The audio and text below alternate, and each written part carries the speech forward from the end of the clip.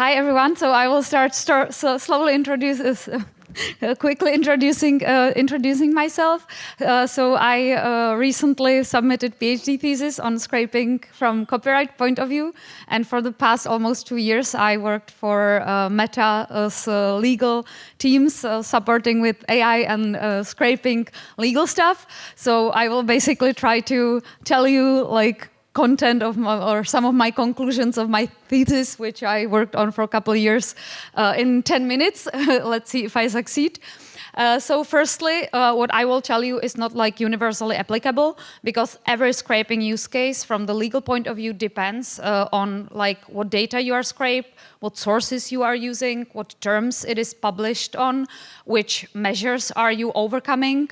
So of course, majority of scraping use cases can be legally perfectly fine, and then there can be some use cases which can be tricky from the data privacy point of view, copyright point of view, etc.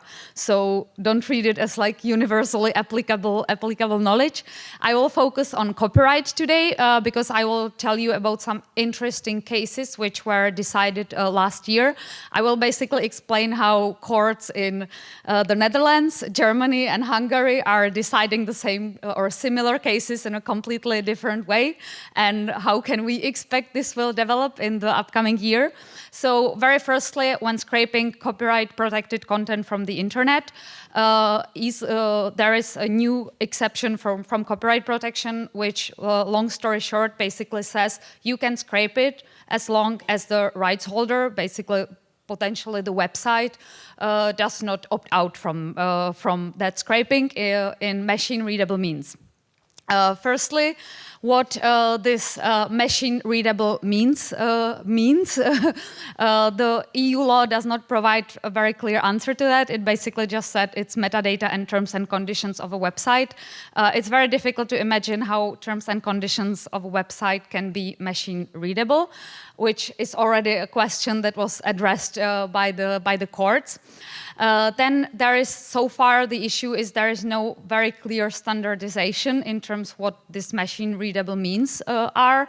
Majority of academics and mainly scrapers rely on robots text. Basically, the scrapers say, we are checking robots text. If our user agent is not there, we are scraping it. Then the rights holders say, yeah, but we have our terms and conditions saying something else.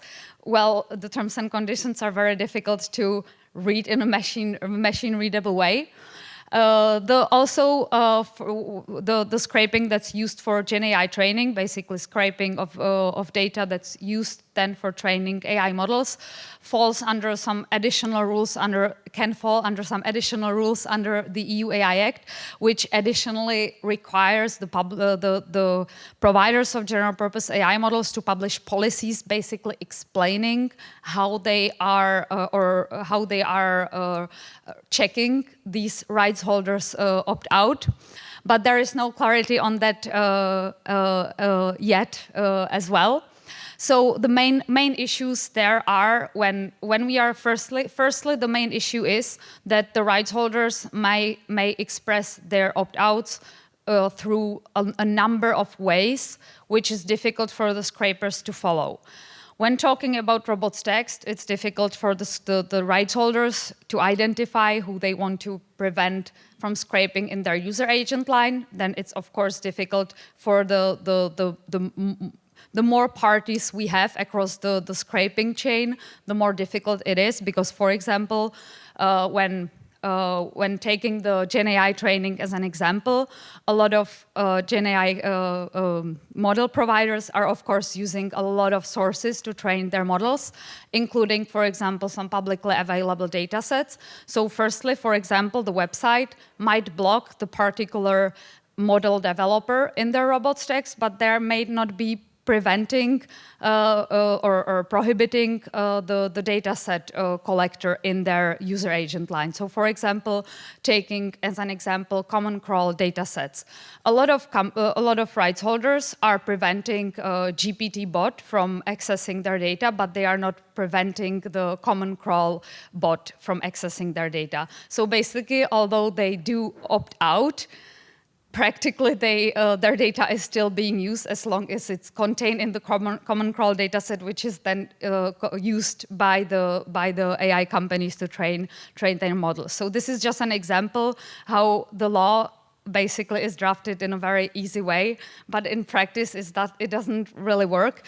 Not to mention the other topic is that the rights holder, the author of content potentially, is usually not the same entity as the one publishing the content somewhere.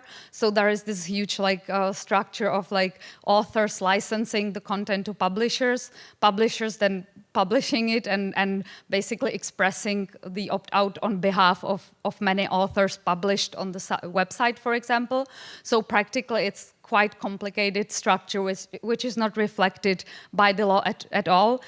Interesting fun fact, this whole TDM exception was not drafted with all these use cases in mind at all. The European lawmakers, when they implemented or adopted this exception, did not foresee this type of use at all. So which is now a topic as well that the European Parliament members are now saying, yeah, but this is not what we expected and wanted. This should not have been covered. But the lawyers representing companies like Meta are saying, yeah, but it's not relevant what you meant. Important is what was enacted by the law. So right now, the outcome is it's a huge mess. So there is the law saying something, the reality, technical reality being completely different than the law foresees. And the outcome is that there are disputes across Europe with completely different outcomes. So, for example, we had a case in Germany, which was very pro-rights holder. Interesting fun fact, the case was initiated in Hamburg. And Hamburg is a seat of many big German media companies. And Hamburg court is known by its pro-rights holders approach. So interestingly, mainly a little bit affected by this background. This decision was a very pro-rights holder. That decision was issued by the first instance court, then confirmed by the appellate court, but now it is subject to appeal before the German Federal Court of Justice, so it's still not final. And basically the first instance court said that the scrapers are obliged to review the terms and conditions. And even though the reservation, the rights holders opt-out needs to be in machine-readable means, since we have AI, which is capable of decoding natural language, the scrapers are basically obliged to use this state-of-the-art technologies to decode the terms of use and decode potential rights holders opt-out expressed in these terms of service, which is extremely difficult to imagine how scrapers should be obliged to do this AI-driven review of terms and conditions, especially not to mention how unreliable this AI analysis would be, and not to mention how unclear the terms and conditions sometimes are, that even I did some check of, let's say, 20 terms and conditions, and even myself as a lawyer experienced and in this area, I wasn't able to determine with 100% reliability whether this is opt-out or whether this is not opt-out. So this was completely in my opinion, this decision was extremely not practicable.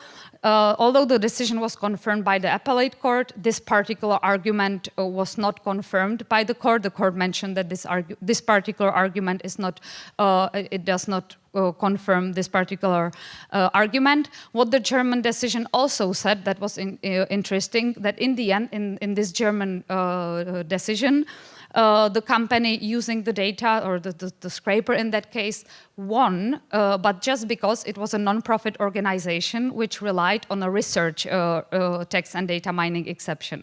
And that was really, although the scope of organizations that can fall under research is very limited, so I'm not advising you to establish another entity that will have research purposes and then send the scraped data, which obviously would be the first thing I would think of as a lawyer advising scraping and software companies.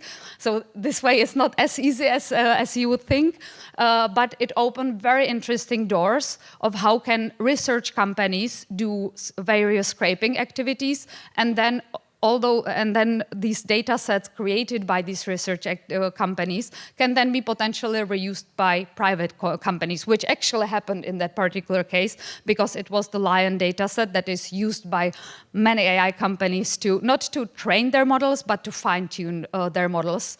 But still, it's used for in the part of Gen AI training. Then we have another decision in the Netherlands, which related to scraping of RSS feeds and then republishing the media content by a media monitoring service. Interestingly, the Dutch court has a lot more practicable approach to the machine-readable rights holders opt-out. It basically checked the robot's text, said the user agent of that particular scraper is not there. So even though that the media company expressed their preferences against like Gen AI training in their user agents, so they basically blocked the main scrapers of the main AI companies. They did not block the particular scraper of this RSS feed media monitoring service. So basically, the court said that that no opt-out was expressed in this particular case, and basically took relatively reasonable approach. And then we have courts in Hungary, which also decided a couple cases and which had a very similar approach to a very strict reading of robots' text. And but the Hungarian courts, interestingly, then referred the case to the European Court of Justice, which is basically the conclusion I have to these cases, that we can expect the European Court of Justice to decide on this matter in the upcoming probably year. And that the court will probably give us its interpretation on the... Estebanka, we're running a little bit over time. Yeah. Okay, so, well, what I just wanted to mention is that this whole exception does not cover further dissemination of the original content, and does not cover if the prohibition is written in the terms of use, which is then another area that needs to be considered, whether the terms of use are validly accepted, which forms a big issue with data memorization in AI models, and was subject to quite interesting cases in the past as well. So the conclusion is then that we can await this interesting CGEU decision. And if you want to know more about it, you can follow me on LinkedIn, because I post quite regularly on these topics. Thank you all very much, and you can ask me later.